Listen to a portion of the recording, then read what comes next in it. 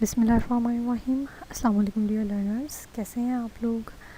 बच्चों, हमने last lecture में वेक्टर्स की कुछ प्रॉपर्टीज़ डिस्कस की थी, ठीक है, जिससे आप लोगों को पता चल गया होगा कि वेक्टर्स को कैसे ऐड करते हैं, उनका रिजल्टेंट कैसे निकालते हैं, सब्ट्रैक्ट कैसे करना होता है, उसमें हम जिस तरह रिजल्टेंट आ जाता है, मैग्नीट्यूड आ जाता है, डायरेक्शन आ जाती है, ये सारी चीज़ें हम कैसे कैलकुलेट करते हैं, ठीक है।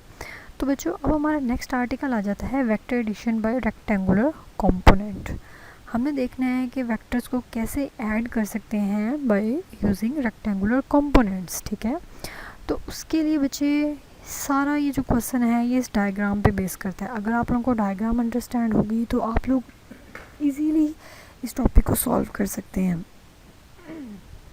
तो बच्चे, डायग्राम को यूज़ करते हुए ही हमने इसकी इक्वेशंस ड्राइव करनी है। इक्वेशन ड्राइव करते हुए इसकी मैग्नीट्यूड और डायरेक्शन निकालनी है, ठीक है। तो बच्चे, इस क्वेश्चन को सॉल्व करने के कुछ स्टेप्स हैं, तो वो हम डिस्कस कर लेते हैं कि किन स्टेप्स पे इस क्वेश्चन को हम सॉल्व करेंगे तो ये इजीली सॉल्व हो जाएगा और रिमाइंड करना भी आप लोगों के लिए बहुत आसान हो जाएगा।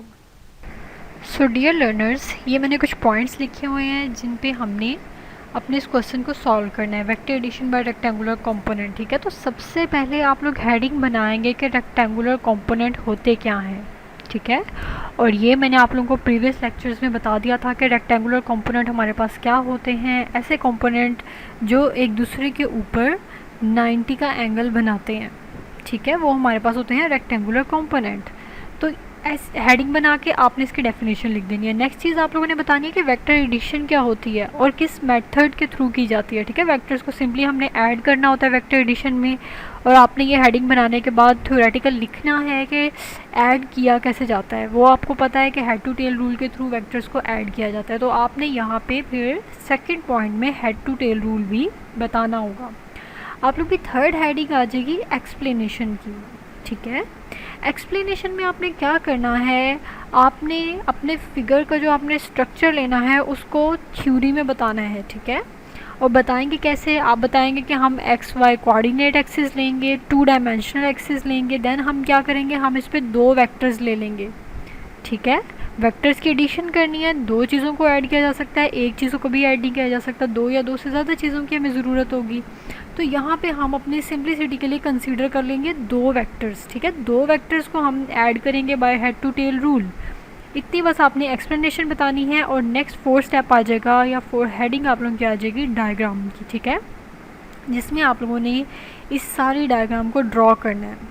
अब बच्चे, जब तक इस डायग्राम को अच्छे से समझा ना गया, इसको ड्रॉ करना बहुत मुश्किल है, ठीक है। बच्चों को बड़ा कॉम्प्लिकेटेड लग रहा होता है, तो मैं ये आप लोगों को अलहदा से बताती हूँ कि आप लोगों ने डायग्राम को ड्रॉ कैसे करना है। ओके डियर लर्नर्स, यहाँ पे करना ये है कि हमने एक्स और वाई कोऑर्डिनेट एक्सिस ले लेने हैं, ठीक है।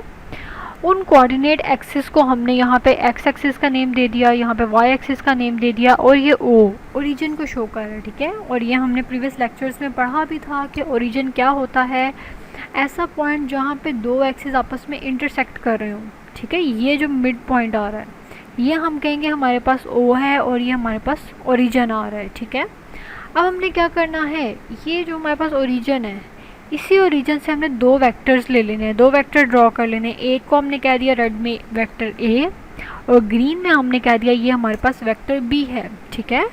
और हमने बच्चों प्रीवियस लेक्चर में एक कंडीशन भी पढ़ी थी कि हमेशा हम जो भी वेक्टर लेते हैं उसे ओरिजिन से ही स्टार्ट करते हैं, ठीक है। तो आप देखें ये दोनों वेक्टर्स, इनकी स्टार्टिंग पॉइंट, इनकी जो टेल है वो ओरिजिन से ही स्टार्ट हो रही है, ठीक है। हेड की डायरेक्शन दोनों की डिफरेंट है।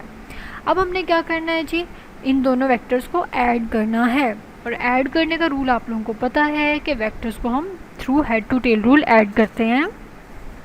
तो अब स्टूडेंट्स देखिए मैंने क्या किया है, मैंने यही बी वेक्टर जो कि मैंने ग्रीन में ड्रॉ किया हुआ है, इसको अपनी पोजीशन से उठाया और उठा के ए वेक्टर के हेड पे रख दिया, ठीक है। हेड टू टेल रूल का आपको मेथड याद होगा कि हम क्या करते हैं, सेकंड वेक्टर की टेल को, सेकंड वेक्टर हमने बी ले लिया, ठीक है, सेकंड वेक्टर की टेल को फर्स्ट वेक्टर के हेड के साथ ज्वाइन कर देना होता है। तो मैंने यही किया कि ये ग्रीन वाला बी वेक्टर उठाया और ए वेक्टर के हेड पे रख दिया।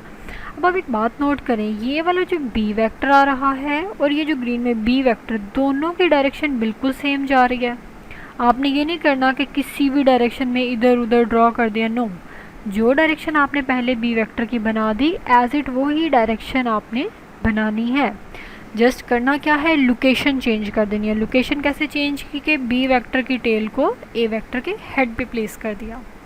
ठीक है, अब हेड टू टेल रूल में लास्ट हमारा क्या होता है काम कि हमने जो फर्स्ट वेक्टर है उसकी टेल को ज्वाइन करना होता है सेकंड वेक्टर के हेड के साथ और विद यहाँ पे एक वेक्टर साइन। ठीक हो गया, और इसको हम नेम दे देते हैं रिजल्टेंट का। ये वाली जो मैंने ऑरेंज में लाइन बनाई है ये रिजल्टेंट की आ रही है, जो कि क्या है हमारे पास A vector plus B vector. तो यहाँ तक बच्चों हमारा head to tail rule complete हो गया है।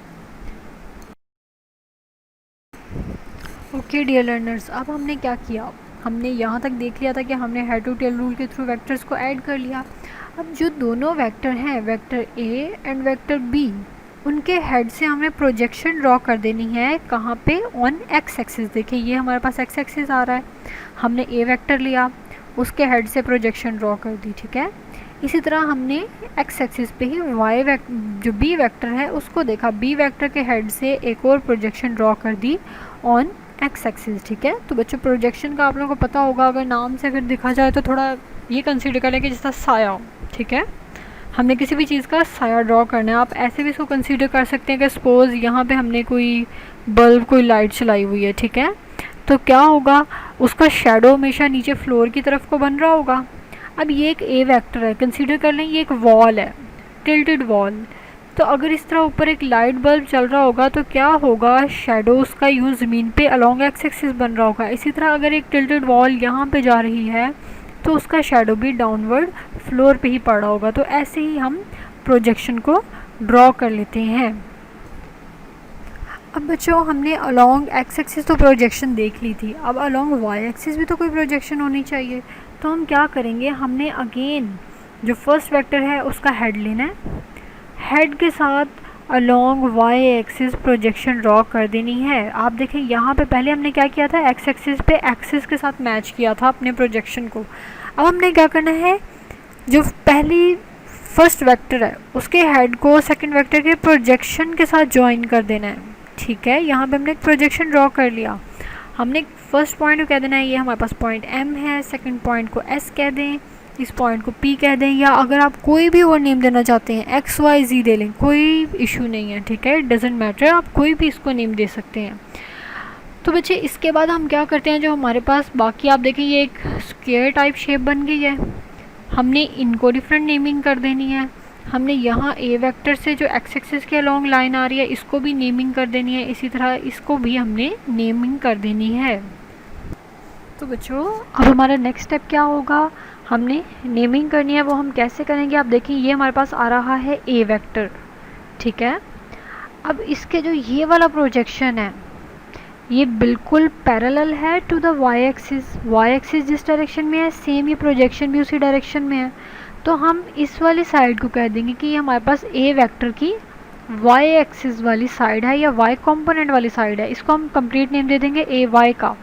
इस तरह आप देखें कि यहाँ से लेके ओरिजिन तक हमारे पास जो साइड आ रही है वो अलॉन्ग एक्स एक्सिस आ रही है और किसकी प्रोजेक्शन बन रही है, ए वेक्टर की।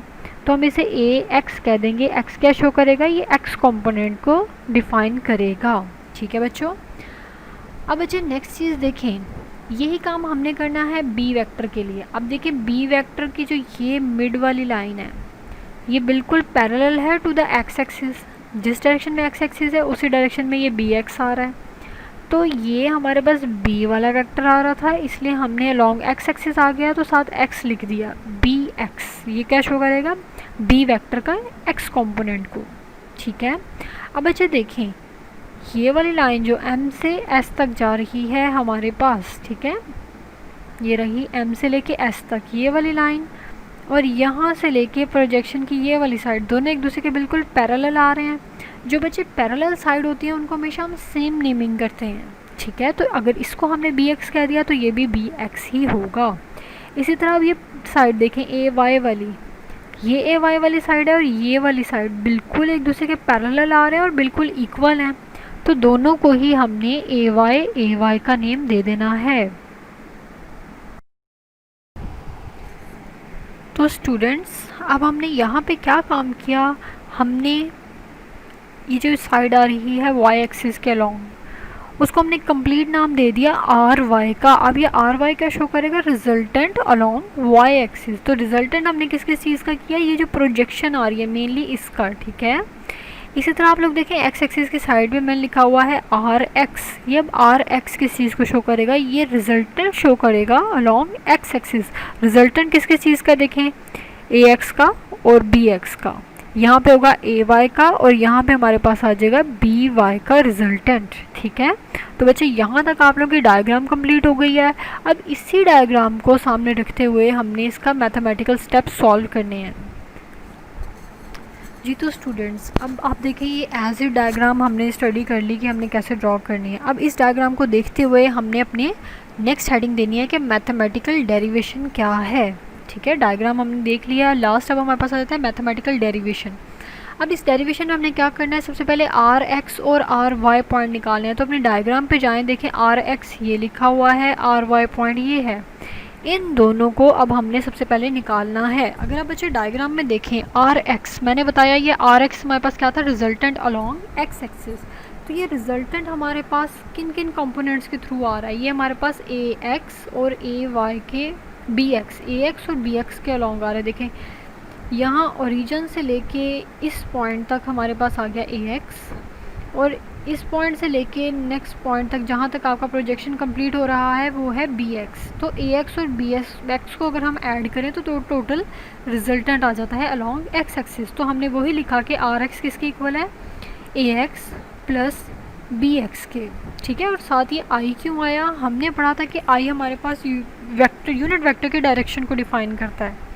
अलॉन्ग एक्स एक्सिस हमेशा आई कंपोनेंट होते हैं, अलॉन्ग वाई एक्सिस हमेशा जे कंपोनेंट होते हैं। तो यहाँ पे हमारे पास आई कंपोनेंट क्यों आया, क्योंकि हम रिजल्टेंट देख रहे हैं अलॉन्ग एक्स एक्सिस, ठीक है बच्चों। इसी तरह हमने निकालना है R Y, resultant along Y axis. ये पॉइंट हमारे पास लिखा हुआ है, ठीक है।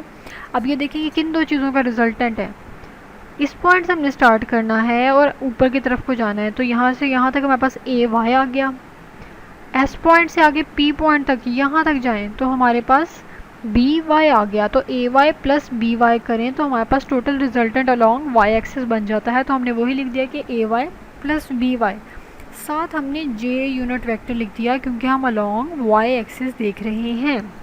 तो ठीक है बच्चा, यहाँ तक हमारे पास दो स्टेप कंप्लीट हो गए। अब हमने क्या करना है, हमने टोटल रिजल्टेंट देखना है। सब हेडिंग हमारे पास आ जाएगी रिजल्टेंट की।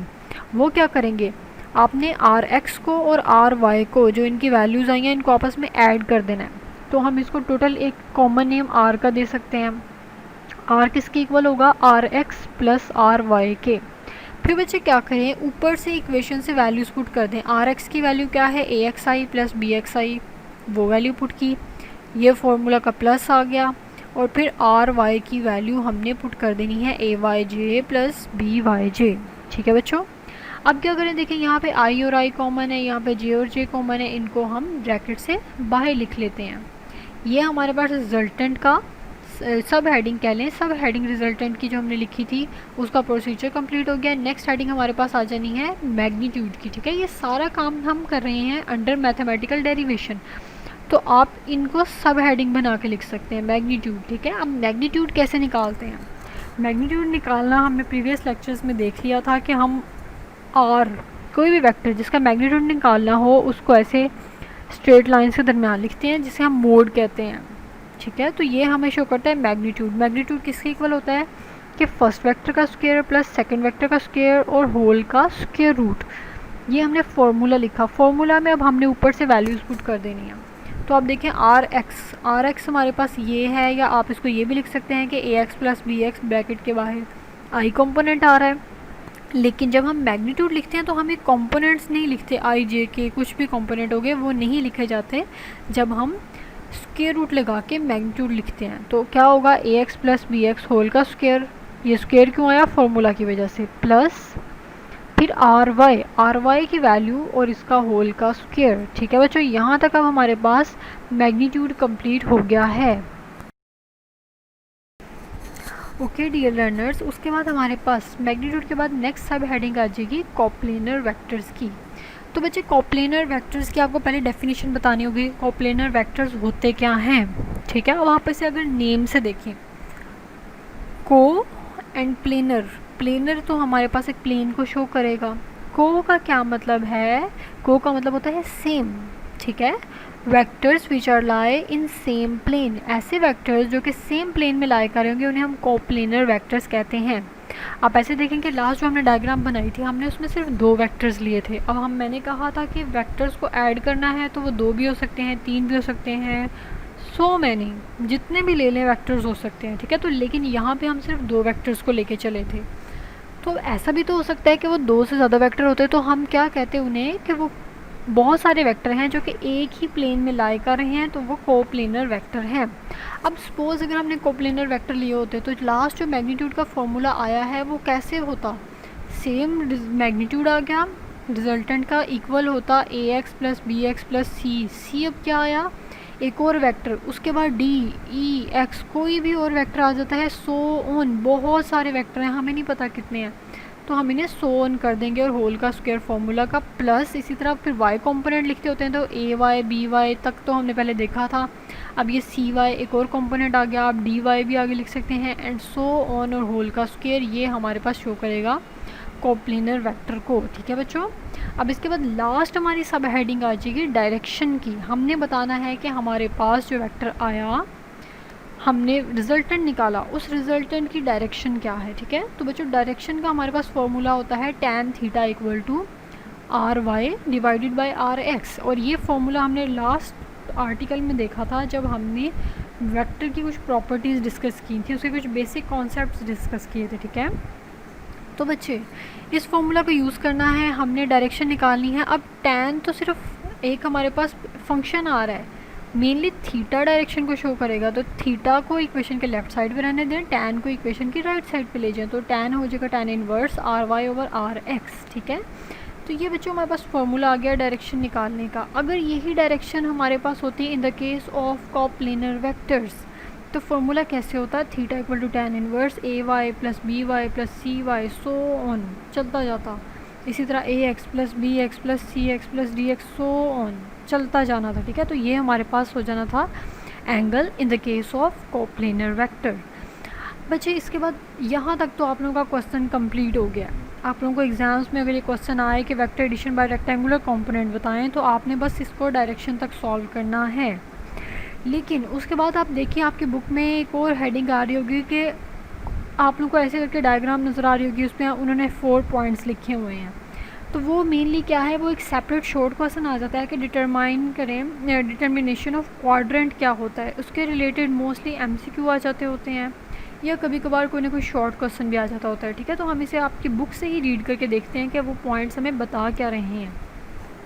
तो बच्चों इन पॉइंट्स का मेन काम क्या है, आप लोगों को कोऑर्डिनेट एक्सिस को रीड करना आना चाहिए, ठीक है। अब वो कैसे है कि अगर आप फर्स्ट पॉइंट देखें, if both R X and R Y are positive, अगर हमारे पास आर एक्स और आर वाई क्या था, आर एक्स हमारे पास क्या था, रिजल्टेंट अलॉन्ग एक्स एक्सिस, और R Y resultant along Y axis, अगर ये दोनों ही पॉजिटिव आ रहे हो, मतलब इन दोनों का आंसर हमारे पास पॉजिटिव आ रहा हो, then resultant lie in first quadrant. अब बच्चे जो फर्स्ट क्वाड्रेंट है हमारे पास, ये जो हमारे पास एक्स एक्सिस वाई एक्सिस का जो फर्स्ट कंपोनेंट आ रहा है, जिसे यहाँ पे 1 लिखा हुआ है, इसे हम फर्स्ट क्वाड्रेंट कहते हैं। इसमें क्या होता है, इसमें हमारे पास x की वैल्यू भी पॉजिटिव होती है, y की वैल्यू भी पॉजिटिव होती है, ठीक है। तो अगर दोनों वैल्यूज़ पॉजिटिव आ रही हैं, इसका मतलब वैल्यू लाई कर रही है इन फर्स्ट क्वाड्रेंट।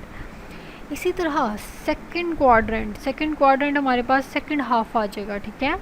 अब इस सेकंड हाफ में क्या होता है, इस सेकंड हाफ में हमारे पास y की वैल्यू पॉजिटिव होती है बट x की वैल्यू नेगेटिव आती है। वही सेकंड पॉइंट है कि if R X is negative R Y is positive, then resultant lie in second quadrant. और इसकी डायरेक्शन को, ये डायरेक्शन मैं आप लोगों को बाद में बताती हूँ, ठीक है। ये जो डायरेक्शंस आ रही हैं, पहले हम सिर्फ क्वाड्रेंट्स को देख रहे हैं कि सेकंड क्वाड्रेंट में क्या होता है, y की वैल्यू पॉजिटिव x की वैल्यू नेगेटिव। अब इसको याद रखने का बच्चों एक और मेथड है, आपने यूँ कोऑर्डिनेट एक्सिस ड्रॉ किए, राइट साइड पे हमेशा x पॉजिटिव होता है, लेफ़्ट साइड पे हमेशा x नेगेटिव होता है। इसी तरह टॉप की साइड पे y पॉजिटिव, बॉटम की साइड पे y नेगेटिव। अब देखिए फर्स्ट क्वाड्रेंट में हमारे पास कौन कौन से दो एक्सिस टच हो रहे हैं, एक ये पॉजिटिव का एक्स और पॉजिटिव का वाई, इसलिए दोनों वैल्यू पॉजिटिव हैं।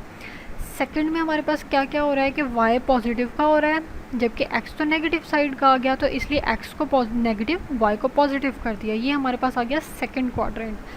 थर्ड क्वाड्रेंट देखिए बच्चों, यहाँ थर्ड क्वाड्रेंट में एक्स भी नेगेटिव का है, थर्ड क्वाड्रेंट में वाई भी नेगेटिव का है। तो अगर दोनों रिजल्टेंट ही नेगेटिव आ रहे हों, ठीक है, तो रिजल्टेंट कहाँ लाया करता है, इन थर्ड क्वाड्रेंट। और लास्ट हमारे पास आ जाता है, देखिए यहाँ पे इस एक्सिस को टच हो रहा है वो पॉजिटिव का एक्स है और नेगेटिव का वाई है। तो अगर पॉजिटिव का रिजल्टेंट आर एक्स आए, नेगेटिव का रिजल्टेंट आर वाई आए, तो हमारे पास वैल्यू लाया करती है इन फोर्थ क्वाड्रेंट, ठीक है।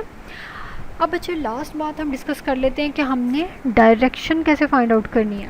तो हमने क्या किया बच्चे, जो फर्स्ट क्वाड्रेंट है उसमें कोई भी एंगल, चाहे थीटा का नाम दे दें चाहे फाई का नाम दे दें, तो थीटा इक्वल टू फाई ही होगा और ये हमेशा 90 का होता है। उसके बाद बचे सेकंड क्वाड्रेंट की हम कैसे डायरेक्शन निकालेंगे। आप देखें यहाँ एक्स से लेके पूरा यहाँ एक्स डैश तक हमारे पास जो एंगल बनता है वो 180 हो जाएगा। हमने सिर्फ सेकंड क्वाड्रेंट की वैल्यू निकालनी है, तो हम क्या करेंगे, टोटल 180 में से फर्स्ट क्वाड्रेंट को माइनस कर देंगे तो सेकंड क्वाड्रेंट रह जाएगा। क्या किया, टोटल 180 एंगल से फर्स्ट क्वाड्रेंट को स्किप करना है। फर्स्ट क्वाड्रेंट को कैसे स्किप करेंगे कि 180 माइनस फाई कर देंगे या 180 माइनस थीटा कर देंगे, तो हमारे पास सेकंड क्वाड्रेंट की डायरेक्शन आ जाएगी। अब थर्ड क्वाड्रेंट देखें, यहाँ से घूम के नीचे तक जा रहा है। हम क्या करें, अगर 180 में कोई ना कोई एंगल फाई प्लस कर दें, क्योंकि 180 हमारे पास इस पॉइंट से लेके इस पॉइंट तक आ रहा है, 180 में फाई एंगल ऐड कर दिया तो हम थर्ड क्वाड्रेंट तक पहुंच जाएंगे। तो ये हमारे पास थर्ड क्वाड्रेंट की डायरेक्शन हो जाएगी।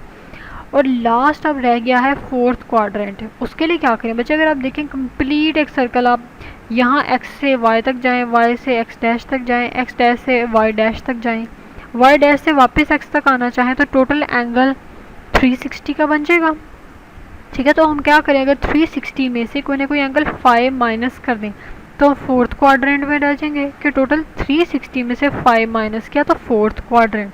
तो ऐसे हम 360 माइनस 5 फोर्थ क्वाड्रेंट की डायरेक्शन को निकाल लेंगे। तो होप सो बच्चों आपको ये पॉइंट्स क्लियर हो गए होंगे। इस पॉइंट में हमारे पास जो कोऑर्डिनेट एक्सिस हैं, कौन सा कब पॉजिटिव होता है कब नेगेटिव होता है, ये चीज़ें पूछी जा सकती हैं एमसीक्यू में, एंगल्स पूछे जा सकते होते हैं, ठीक है। तो एमसीक्यू पॉइंट ऑफ व्यू से ये वाले पॉइंट्स वेरी वेरी इंपॉर्टेंट हैं, ठीक है बच्चों।